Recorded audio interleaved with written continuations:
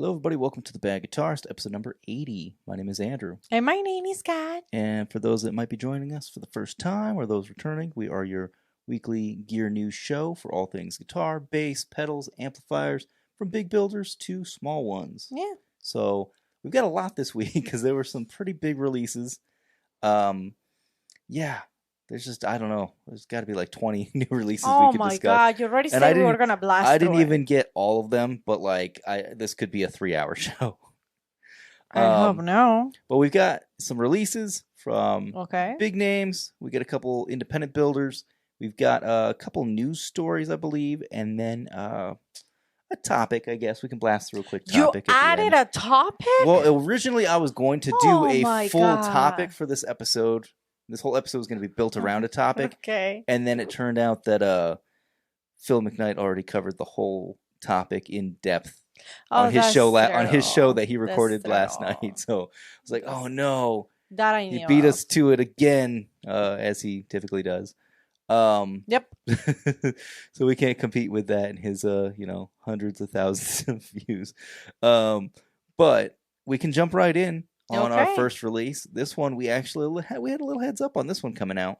I'm so this came out on Thursday. This is the Summer School Electronics Fuzz 101. It's $164.99, and it says here, after building for years complicated fuzz circuits, the Fuzz 101 is back at the basics, basic approach to fuzz.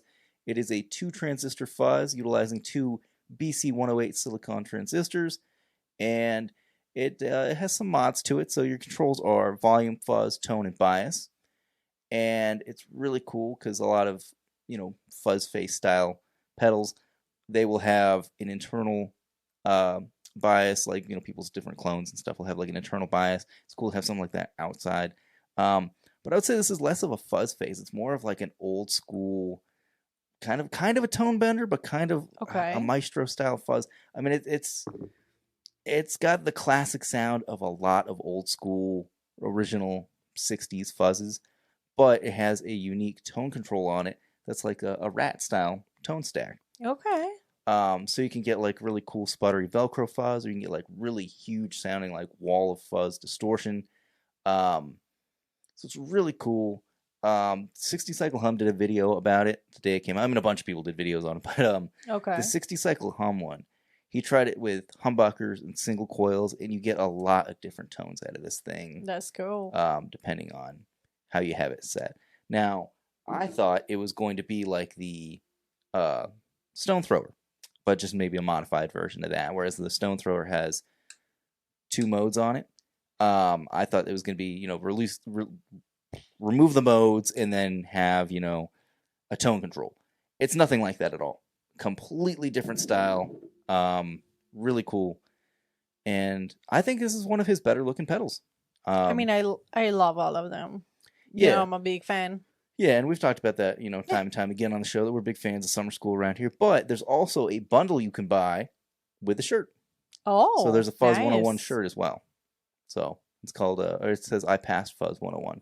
So really like cool. It. So I just want to get that one out of the way because that came out a couple days ago. And $165 for that seems like really cool. Surprised how he maintains, like, when we talk about pricing, it's always affordable. Yeah. I mean, I think his most expensive pedal is that Lunchbox one. And that's understandable because there's like 4 different pedals in one lot enclosure. Of different pedals in one enclosure. But as far as the Fuzz 101, $165 compared to some of the other like boutique brands out there. Yeah. Or small batch builders and stuff. This would be like a $299 pedal or $199 pedal. So this is more affordable, and it sounds great. So definitely something to look up. Yeah. All right, so now let's jump into a larger manufacturer over here. We've got Synergy. They do the amp cabinet things, the modules. Okay. You know what I'm talking about? We've talked about these before. I have no idea, but okay. All right. So Synergy is like a modular system for amplifiers. You can get a head or you can get a combo, and essentially what you do is you swap out different preamp sections that are based on existing amplifiers. So they have some that are Marshalls. They've got, I think they got like the Tone King Imperial They've got Angle. They've got a bunch of different brands that they've partnered with to create modular versions of their amps and put it into their system here, this little ecosystem. Now, they have come out with the Marshall JCM 800 preamp module. This one is $449. 99. So 99. $450. Yeah, $450. Now, typically their modules are $400. This one is a little bit more expensive because it does have a third tube in it, whereas most of their modules just have two. Okay. So really cool, and you have different channels on this. There's bright modes. There's high and low wattage. So it's really cool. Not high and low. Sorry, I said that wrong. Yeah, high and low power. Yeah, it says high and low power. But yeah, so your controls are on independent channels. You have preamp, bass, middle, treble, volume, and then presence. So you can jump between a clean channel and a dirty channel. Now, pretty cool. I actually just now am seeing what it looks like in the back of one of these things. Pretty cool. It looks really nice. So yeah, it just seems like they're rounding out their whole lineup, trying to get all the big, popular, classic amps put into their ecosystem. So it'd be cool to see them like get other brands, and I know Phil MkII talked about that on his show, and I've heard other people this week when this came out talking about this.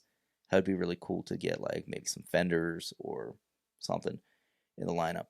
But yeah, if you want to buy this with the head, it's $1,520. Wow. If you want to buy it with the full combo, it's $1,725. So can't get pricey. It seems but like once you have like either the powered cabinet or you have the head, all you need is the modules. So you're set on that. And it's cool you can swap them out. And I think some of the heads that they offer, you can put 2 or 4 modules in there and switch between them.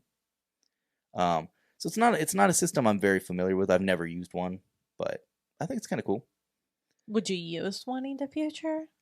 Yeah. I mean, I would use that over using like a digital modeling amp. Yeah. Yeah, because like I said, you just have the one set unit and you're just swapping out the preamps. So, okay. Yeah, I mean, there is no power section in this at all. It's just a 0-watt power amp stage. So there's no amplification happening in this preamp. But again, the preamp section is tube powered and it is made to voice like a JCM 800. So pretty cool. Okay. And it doesn't weigh 1,000 pounds like an actual JCM 800. So that's one benefit. All right. What else do you have for today? Ooh, there's a lot. I know. There was actually a Marshall amp that came out this week. It is the Marshall Limited Edition JCM 800 half stack. And it's a Sex Pistols signature collaboration for their 50th anniversary. And I believe they had 2 colorways. I think there's the pink cabinet with the yellow grill cloth. And then I believe there was a yellow with the pink grill cloth. They're sold out everywhere. But these were $4,200.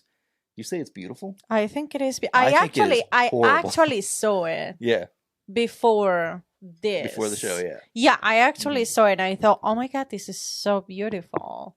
I'm surprised that you're saying that it's not because I thought it was so good ugly. looking. I think it is so ugly. I think it looks nice, but okay. But it's fitting for their branding. Yeah. I don't. And then you have like the gold faceplate that you would have on a JCM 800. I just think it's so ugly. It's just. I mean, it's so loud. Yeah. So nothing we can do about it. Yeah. Yeah. I checked multiple websites when I was loading this up, and it seems like it's sold out like immediately. Yeah, no surprise. So that's all I have to say about that one. There's nothing that we can add because people can no buy it. Yeah. I'm sure these are going to pop up for a lot on the used market. All right. I showed you this one earlier today. This is the... Oh, it's about to start playing a video. The Matthews Effects Cartographer Mark II. I thought I saw it. Mm-hmm. So it says this is the newest version of the Cartographer Parametric Overdrive. The Mark II adds a new A/B EQ switch and a second set of parametric EQ controls, allowing you to dynamically switch between 2 completely different EQ settings. So yeah, if you look at that, you do have two separate sections here that say, or two sets of controls. Top row is gain, frequency, cut, and boost. Bottom is output, frequency, cut, and boost. So essentially, the frequency and the cut and boost controls are assigned to the individual, well, I guess you could call them channels, like the A and the B modes. Okay. It looks really cool. I really like the way this pedal looks. So the gain is a soft clipping overdrive with a unique character. Thanks to its EQ being placed before the gain stage, you can turn the gain all the way down for a clean boost, dial it in just the right amount of gain for dynamic breakup, or dime the gain for a searing lead tone. It does use silicon diodes, high-quality JFET op amps, and carefully selected capacitors to deliver exceptional tone and clarity. So, pretty cool. Okay, and how much this is that? was, I didn't see the price. $220. Okay. Cool. So I think that's a really cool release this week. Next up, this is currently on a pre-order status. This has been talked about in the Keeley Electronics group on Facebook for a long time now. It's not going to be available until Monday, but right now you can actually order the special limited edition PGH version of the Keeley Electronics Funk Siren. It's the RK2000 Funk Siren. So it's a delay based on a certain rack unit that Trey Anastasio from the band Fish has famously used over the years. So they've made a pedal version of it. And it has a lot of features, and it gets some like crazy out there sounds, but it also does like really good regular delays. And Robert Keeley has been posting videos of him and his crew playing the pedal, like I said, for months now. So it's, maybe a surprise to people that don't go into like forums and groups and stuff like that, but this has been talked about for a while. Now, so yeah, I'm kind of confused about the pricing because there's two. So is it the colorway that is different, the special edition? Because it says $369 and then $420. So what you're seeing there on the price difference is the white and the black colorways for the PGH version. Okay. The basic model, white or black, is $369. But if you want to get it with the external remote switch, that's $420. So you get the pedal and the external switch. So they're matching. Like I said, this is the PGH model, so it's going to have like the little fish logo on it. So these are available right now for pre-order. But if you want the standard, what's going to be I think it's like a gray or a matte black color. If you want the standard version, that doesn't go on sale until Monday, 4/20. So that's something to look forward to if you're looking for a 4/20 release. They always do one at Keeley Electronics every year. There's usually a 4/20 that's thing. Good. So that's something to look for.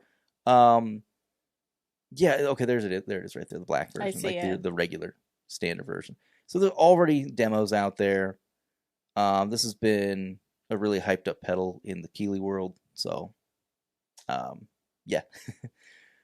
It looks really nice, though. All the stuff that they've done in the last couple of years, they've really stepped it up with these bent metal enclosures. And we've talked about this time and time again, that they continue to innovate in ways that, I'm sure 20 years ago, Robert Keeley never envisioned like that they would get to this point. Like it's so incredible the way that they've But the attention innovated. to detail, though, they are beautiful. Yeah. So moving on from that one, this isn't really new, but it's a new colorway. Oh my God, you talked to me about that. So Catalinbread has released the Arthaus collection. Let me put my glasses on. Yeah. Go ahead. So there's 4 pedals in the Arthaus collection. You have the Topanga, the Sinkhole, Soft Focus, and the Talisman. And I believe these are probably the same price as the regular versions, but just in case. The Topanga is $209.99. Sinkhole is $199.99. Soft Focus is $209.99. And the Talisman is $219.99. So, yeah, kind of reminds me of the Chase Bliss alternate colorways they did like a few months back or a year ago on some of their pedals. So yeah, if you're looking for alternate colorways, they kind of do that kind of stuff all the time at I think these new colorways are beautiful, though. You're thinking everything is beautiful today. I'm pretty let's sure see if we're you gonna think- get to one point where I'm not going to live. Let's see if you. I was gonna say, let's see if you have that to say about this next set of. Because are we gonna talk about the guitars? Well, that's what I have next up. Yeah. Okay. That's the next two tabs. Then this sort of happiness is gonna end at a certain point. So, are you ready for it? Oh no, just go for it. I have an opinion. So this is one of the biggest releases of the week. Fender released the Vintera III series. It's being labeled by a lot of the guitar demo people that it was the worst kept secret in recent Fender history. Okay. Somebody leaked the Vintera III lineup like 4 months ago. Oh. So I saw what some of these looked like months ago, but I was hoping for more, personally. So let's see what you guys. I want to know what you guys think about this. I don't know. I've seen a lot of people say like, "Oh, it's like," I think a direct quote I saw from I don't even remember where. Somebody said it's like Fender's taking the iPhone route. Like it's the upgrade from the iPhone 16 to the 17. Like there's very minimal change from the last set of lineups. So they've dropped like the individual like 60s this, 60s that. Now they're labeling certain eras within the 60s. So like there's the mid 60s Jaguar. There's the early 60s custom Telecaster. So they're kind of playing around with it like that. So you want to just jump on in and briefly touch on each one? Are you going to touch on each one of those? Okay. So the mid 60s Jaguar, they have it in 3 colorways. There's Sherwood Green, looks great. Shell Pink looks great. And the 3-color Sunburst also looks great. I believe all 3 of these do have the matching headstocks. I know you hate the matching headstocks.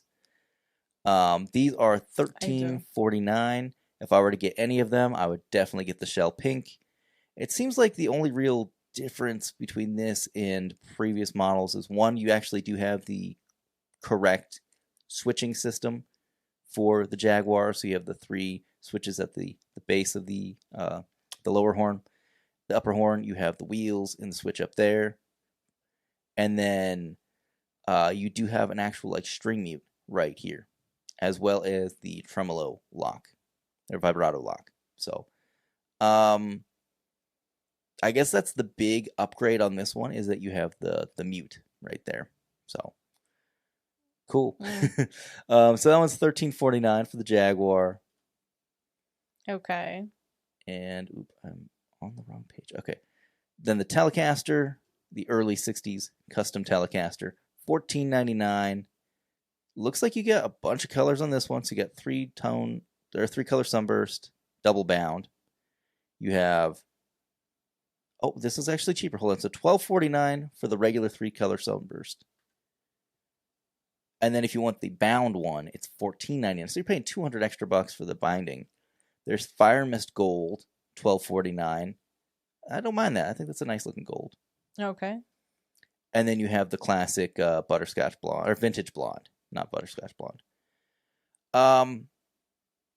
So yeah, just a Telecaster. You know, that's the thing I feel about this lineup this year is like it's kind of boring. It's a lot of the same stuff with some new colors and slightly adjusted features. So now that we're through the Telecasters, there's the mid-60s Jazzmaster. It's a Jazzmaster. There's the mid-60s Mustang. And then late 60s Precision Bass. Early 60s Bass 6. We already covered the mid-60s Jazzmaster.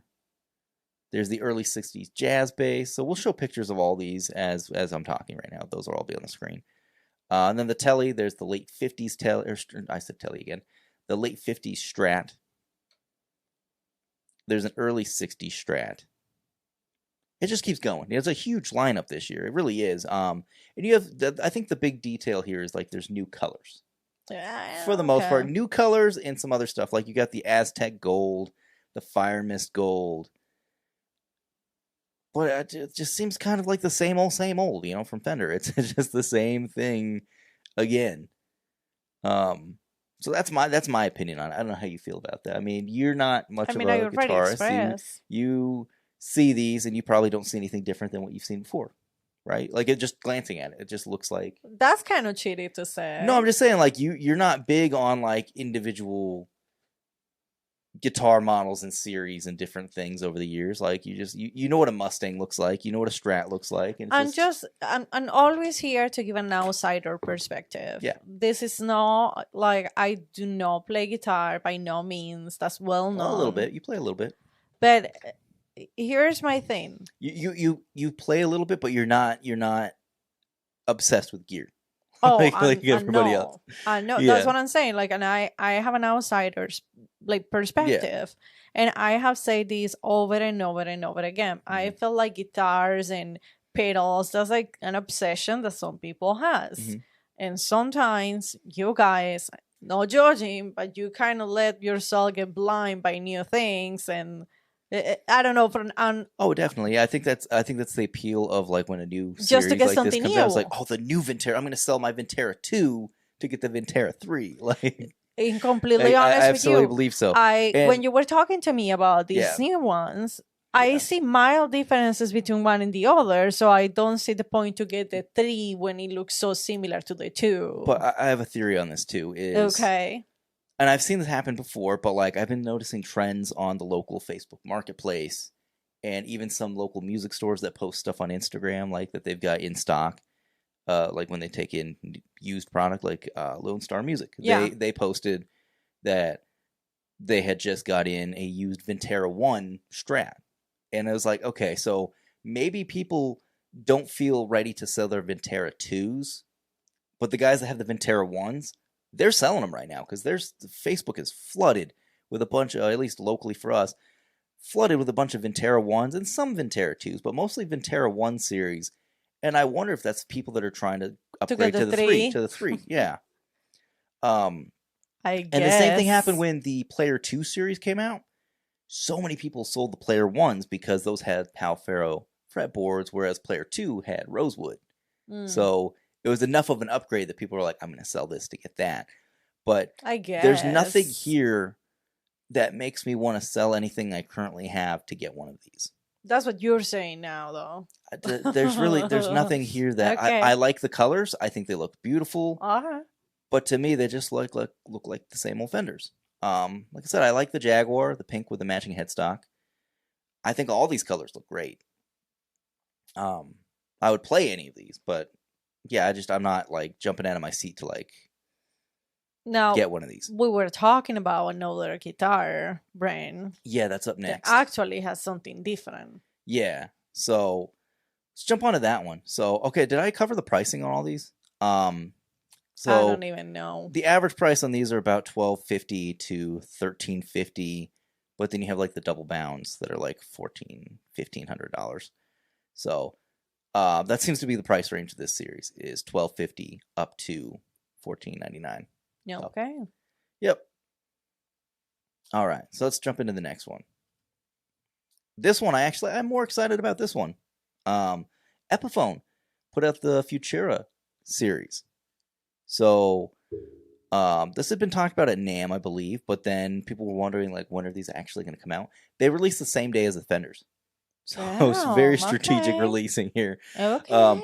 Every single guitar in this series is $899. So $900 for all of these, and I believe you get a gig bag with all of them, if I remember correctly. We can jump in and double check that to verify. But you have the inspired by Gibson Futura RD. You have, they're all going to say inspired by Gibson. The Explorer Custom. There's a V. There is a 335. And Firebird, there's an SG and a Les Paul. So pretty much all of the main lineup of their shapes they have. I see. So that. the RD is the one I'm the most excited about. Yeah, so $900. They have Midnight Ember Shift and Twilight Shift. You said you liked the Twilight. I mean, I like both of them. Now, the body, I think is beautiful. Yeah, I love the like, I've always loved the RD shape. I like it. Yeah. I like the colors on it. I think the headstock's a little weird. It's weird seeing like the Epiphone headstock on that body. I would expect to be more of like the original headstock shape for this, but that's fine. That doesn't make me not want it. Like that's, and I love that these Futura guitars they have. I think the whole series has these really unique inlays. Yeah. So that's a really cool feature. So yeah, you have the RD. The Explorer, I believe, is just in 2 colors. Dragonfly Shift and Firestorm Shift. Either one of those I like. I'm not a big fan of green guitars, but I think that's cool enough. I would probably go with the Firestorm over the Dragonfly. And then the V, I believe that is also just in 2 colors. Solaris Shift and Quicksilver Shift. So these are very, modern, again, Futura. So it's going back to like back in the day when the original Futura series came out. Dude, that one, the Nitro Shift. Yeah. That one I think is beautiful. So when Gibson launched the original Futura lineup back in the day, it was when they introduced shapes like the Explorer and the Flying V and stuff, and they were going to be the guitars of the future. Now this new lineup looks like the guitars of the future, while having familiar body shapes. So the SG, really cool. You got the Nitro Shift, Midnight Ember Shift, which is not like your classic red SG, but it looks similar to it. It just has like a nice glow to it. And then Dragonfly Shift. So really cool colorways on all of these. The Les Paul, I think, was the one that I was like, whoa. Where was it that was it the Les Paul? That one the one that we saw that it shifted like colors? Yeah, but I think I don't see that product photo anymore because it's Sweetwater that we're looking at, so they probably already sold out of that one. The Firestorm Shift on the Les Paul, the Midnight Ember Shift, and the Twilight Shift, I think all 3 of those look really good. But they are beautiful. Yeah, and these are guitar colors that I usually would not go for, but like on something like this, I don't mind. And then the 335, same colorways. You have Firestorm and Dragonfly. I guess I would go for the Firestorm over the Dragonfly on all these guitars that offer those options. I don't see that color for the SG. No, it was the Nitro. Was it? It was the Nitro Shift on the SG. Right there. Oh, yeah. And then it looks like when you have those car wraps that have like the color shift as they pass by. Yeah. Really cool. So yeah, the whole lineup is $900. And let me just verify real quick. All right. So yeah, I confirmed on here it does come with the gig bag. Nice. So, cool. Yeah, you get more features and everything than you get with these new Fenders. So pretty cool. Again, I would pick the RD. It out, but that's fine. Like it just seems like this one right here, at least the Epiphones are offering a little bit more than the Fender ones. Yeah. Yeah, like modern pickup options. And I believe all of these have, except for maybe the Firebird, I think all of these have the same set of pickups. And I could be wrong. We didn't look at all the specs on all of these, but let's look real quick at the Les Paul. Do you see Pro Buckers? Yeah. So I think that's what they have in all of these. I could be wrong. And then the Firebird has like more Firebird style pickups. Actually, let me verify that. Those might also be, those look like regular humbuckers too, don't they? See, that's the headstock I was hoping to see on the RD. Okay, no, it's Pro Buckers on everything, even the Firebird. So that might make people not want the Firebird either because it doesn't have the Firebird size pickups. But yeah, I think we spent enough time on this one. But yeah, $900 for the whole series. I think this is a better value. Even though I do think these are more likely made in China, if not in Korea. I don't know where these are manufactured. I don't know. It almost seems like sometimes Epiphone's quality these days is better than Fender's Mexico factory quality. That's just my personal experience. You want to move on? Moving on. Okay. So this is a new and exclusive pedal. It looks like it only is available through Guitar Center, Musician's Friend, and I believe Music and Arts, which I believe that is also owned by Guitar Center. I know Musician's Friend for sure is. This is the Morley and DOD collaboration. Wah, Octo, Fuzz. It has Wah, Octave, and Fuzz. I guess, yeah, it says it in the name. In Cavalry Blue. So 3 classic effects, 1 unapologetically bold Guitar Center exclusive, born from a collaboration between industry titans Morley and DOD. I hate Guitar Center's website. I'm sorry, this is just so hard to navigate. It is. Like you have to go to another page. You have to expand the description, and then it takes you to another page. So it has an optical wah, it has vintage style fuzz, and a DOD octave circuit for control blend and harmonic depth. So compact 3-in-1 pedal. I think it's pretty cool. The wahs that Morley makes are gigantic. So maybe not the most pedalboard friendly thing. But yeah, you have 5 knobs and 2 foot switches aside from the actual wah treadle itself. Direct level, tone, octave level, sensitivity. I believe that's fuzz level. And then you have foot switches for octave on and fuzz on. I don't like where those foot switches are located. Yeah, the Morley wahs are a little bit, you got to be a little careful with navigating your foot around.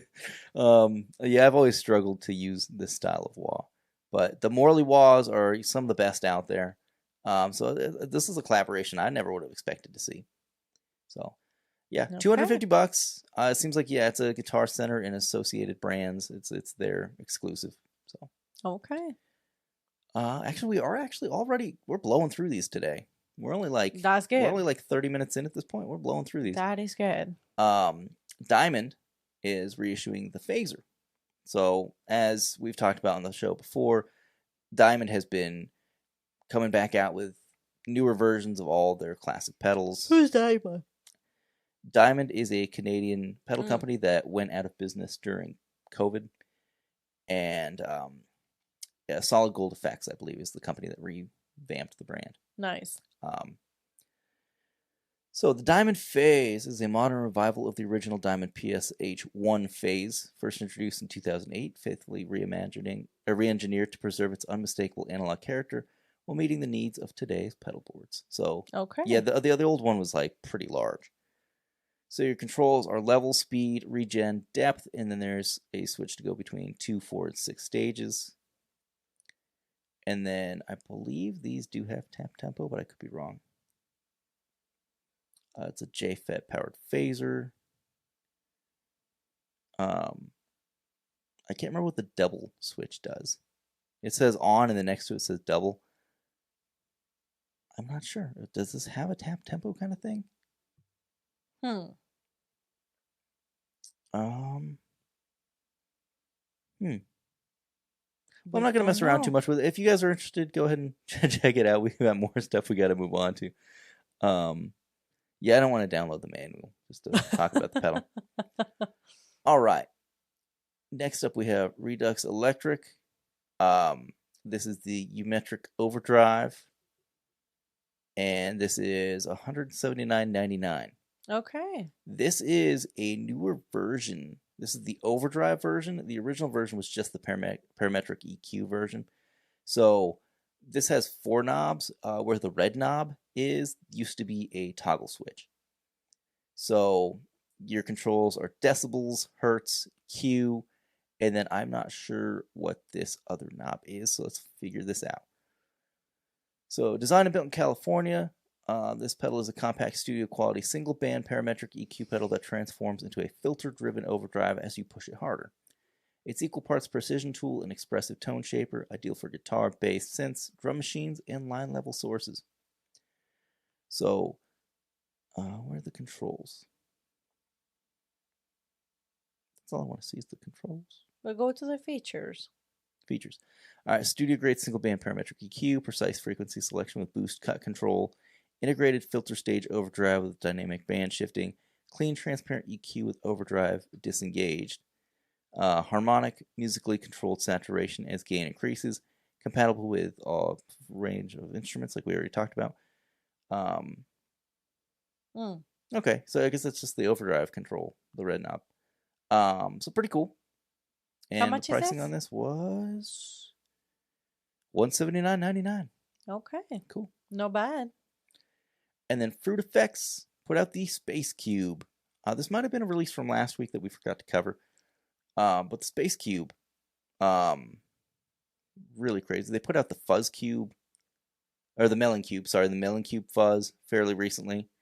I don't remember if we covered that one on the show, but we did cover the Frog pedal that they did in collaboration with Jordan Wave. I remember that. Now, this one is a crazy sounding pedal. And you can get two options here on the website. Oh, they have one that comes with the topper. Okay. So it's $165. It says it's a spin-off of their best-selling pedal, the Melon Cube. The Space Cube aims to take your sound interstellar with sounds akin to alien communication devices. Oh my god. By feeding the square wave goodness of the Melon Cube into a phase-locked loop, this pedal creates an out-of-this-world tone that ranges from pitch-shifting fuzz to sub-octaves to theremin-like sounds. Once you hear it, you'll want to believe. You want to believe. Your controls are volume, rate, how fast the PLL works, the wow intensity of the PLL, the tone is the low-pass filter, and these are hand-assembled in Long Beach, California. Nice. Cool. So again, price on that is $165. I really like the stuff that FruitFX is coming out with. I mean, I wouldn't be surprised if it's crazy sounding because I remember the frog one. Yeah. Well, even the Melon Cube sounds insane. And there was like that controversy about the Melon Cube where another pedal company tried to call them out and say it was a clone of a Fuzz Factory because it's laid out like a ZVEX Fuzz Factory where it's sideways rather than being upright, and it was just really weird. There was a weird back and forth in Instagram comments of this person. I don't even remember who it was, and I'm not going to name names, but like somebody was very upset with them, claiming they're like, oh, everyone could come up with a Fuzz Factory clone. It's like it's not at all. It's completely different pedal, but it's laid out to. It could be confused as being such, but once you hear it, it's definitely not. Now, looking at their website, what is that Marcos pedal? Marcos Stash? Marcos Stash. Custom one-off builds. Huh. Oh. That one with the heart is beautiful. What does Isn't that that a do? brand? Isn't that a brand? I don't know.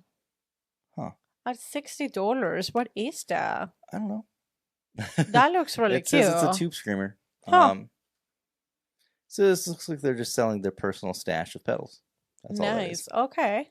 Yeah, they got like a modded DS1, a couple other things. Okay. Okay. But yeah, I like the stuff that FruitFX is coming out with. Really cool. Just a couple more. Okay. All right. So, Old Blood Noise put out a new pedal this week as well. For $259, they got the Setback Reverse. It's a delay pedal in the past. It was made with. Are you reading to yourself? No, Or you're gonna read for everyone. I was starting to read it and then I accidentally skipped a line.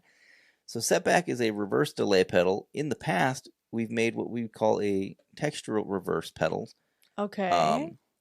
So this is their attempt at doing an ideal reverse reverb. So yeah, I mean, Old Blood Noise, they have all sorts of stuff from oil can sounding delays and reverbs to this being a full-on dedicated reverse delay. So it has stereo ins and outs with analog drive-through, buffered trails or true bypass switching, presets, expression control over every knob. There is MIDI control, as they have been doing in all their pedals lately. And your controls are mix to set the blend of wet and dry, speed to change the playback of the reverse, creating pitch shifting effects, divisions to set subdivisions of reverse timing, clock to adjust the sample rate of the reverse, auxiliary switch for tap tempo and hold feedback or preset switching, alternative controls for volume and direct time manipulation, soft touch on and off foot switch. Yeah, and they have, as always, multiple colorways. So you have begonia, hydrangea, and petunia. So I personally, I'm not sure which one I like the most. I guess petunia. The like white and black. Looks like an old newspaper to me. It kind of does. Yeah, I like that. I like that style. And it's different. It's completely different artwork than what they've been doing in their most recent series too, like the Partner and the Gosh, I can't remember the names of their pedals. The bathing stuff like that. Like it's completely different artwork than they've been doing. So really cool. These are $259. If I didn't say that already. Yeah. So yeah, it's always cool to have a reverse delay. I think that might be all the releases. Now we've got a news story and a brief topic we can talk on. Well, it's going to be really brief because someone else already talked about it. Yeah, but, there's nothing you we know. can say that hasn't already been said, and I'm sure our entire audience probably listens to Film Ignite anyway. So we'll talk on we'll give our opinion on. Oh, you don't on want that my subject. opinion? I do. Okay. Okay. Okay. I don't think you know what my opinion is exactly, but Okay. What's the news? All right. So the founder of Laney Amplification, Lyndon Laney, he died at age 77. And some of the obituaries are coming in and the tributes from different people, different musicians. Tony Iommi of Black Sabbath said, "Without you, we wouldn't be here," because he is one of the early adapters of Laney amps, and that was his signature high gain sound. Was like a really cranked Laney overdrive amp. God, I think it was a supergroup amp. But yeah, it says alongside Jim Marshall was one of Britain's finest amp builders and one of the earliest British amp builders. It says 1967 when he started. Mm-hmm. That's insane. So it says, yeah, he founded in 1967 and through vision, dedication, and uncompromised commitment to quality, built the company from modest beginnings to an internationally respected and successful brand. His work helped shape the sound of generations of musicians, most notably that of his long-term friend, Tony Iommi of Black Sabbath. So yeah, it just says a lot of people are, giving their tributes to him, and I've seen like Orange Amps put out a tribute to him. You got Tony Iommi, a bunch of other musicians. So yeah, I mean, they continue to put out some revolutionary amps and pedals and stuff. They did that Billy Corgan one that we just talked about not too long ago, where it was a full-on pedal arrangement with overdrive, fuzz, reverb, and a power amp all in one pedal. So yeah, kind of sad to see, a lot of these older amp builders are passing away. Yeah. Because we had a couple that passed away last year, I believe, too. The guy from Bad Cat. Anyway, this is the topic. We got to the topic. All right. So again, this is already being talked about all over the internet. That's the downfall of us recording a Saturday night episode that goes out on Sunday afternoon. But that's our day night, so yeah, this is our time that we can actually do this. Okay. So Mythos Pedals, Okay. which if you are not familiar, they also own High Voltage Guitars, which is a high-end, small batch, if you want to call it boutique, guitar store that they launched last year, I believe. So I follow Mythos Pedals, their weekly live streams, and I'm familiar with the branding, and I'm familiar with, like, they're always very open about their staff and, like, who works there and all that, like, their whole organization. So, like, there's a cast of characters that, like, viewers are familiar with. So on the live streams, it's always Zach and Matthew, the owner and the general manager. Okay. So the other guys never really make on-camera appearances, but they're always referenced to. And unfortunately, they've made the decision to scale down the pedal operation, shut down all their not dealer exclusives, but all their dealer connections, and sell direct. And they're only going to keep a couple of their dealer exclusive pedals out there in the world. So by doing so, they have decided to lay off their two builders. Which for me, that's the hard part of the story, because the economy is bad.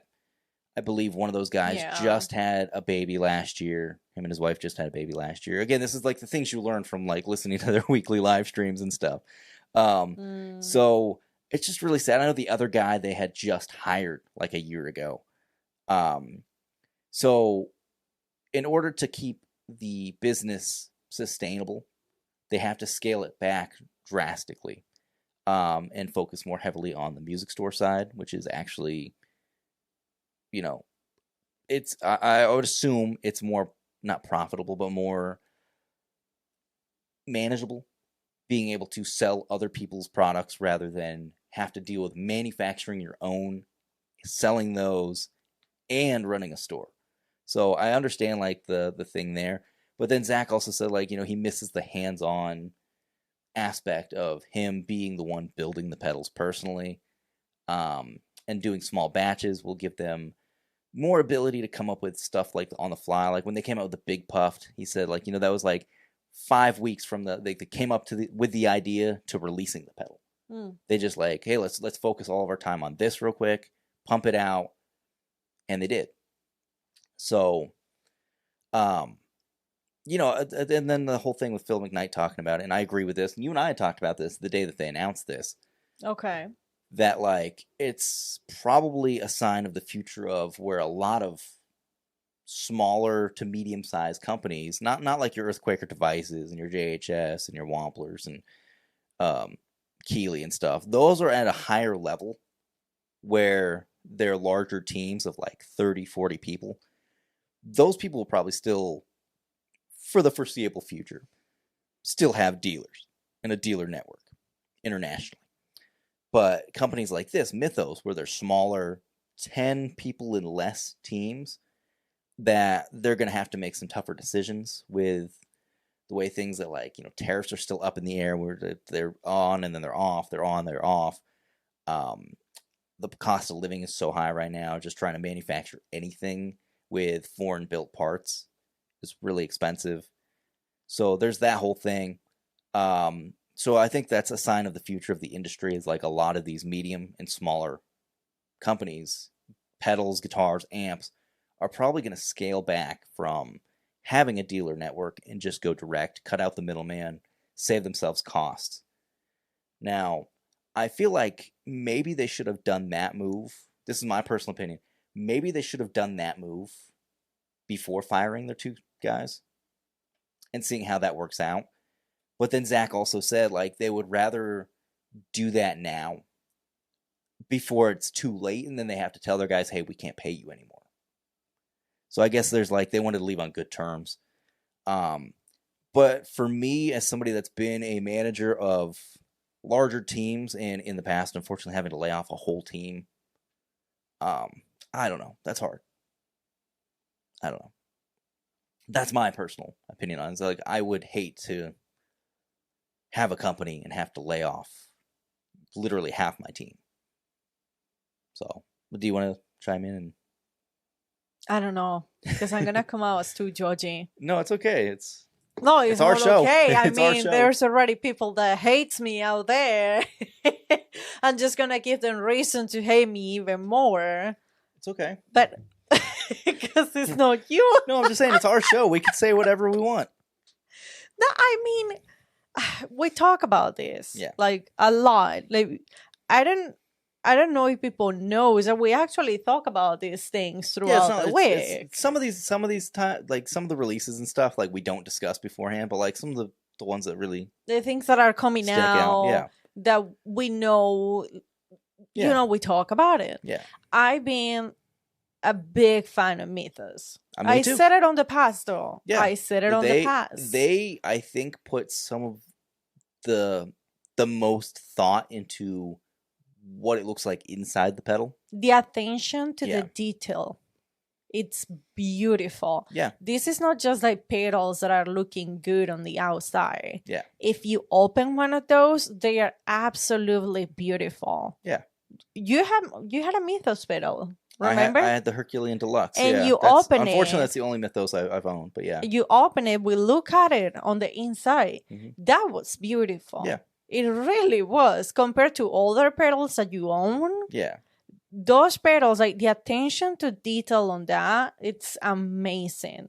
So I've been a fan of them. Yeah. I listened to their podcast one or twice. Mm-hmm. So I'm familiar with them. Yeah. Now, I don't know how good it's going to be for a company that is a medium to small size when we talk about the pedal side. Yeah. To just go even smaller. Well, that's the thing is, it'll either work out really well and they'll or be able are to they manage going it, to disappear? they might, unfortunately, that is a thing we've seen with other companies. We have seen it. Where they might disappear. Which but there's be really also sad. the possibility that like the economy cools down and not cools down, but the economy calms back down, and obviously things aren't going to go back down severely in price because once they raise prices, they very rarely will ever go back down.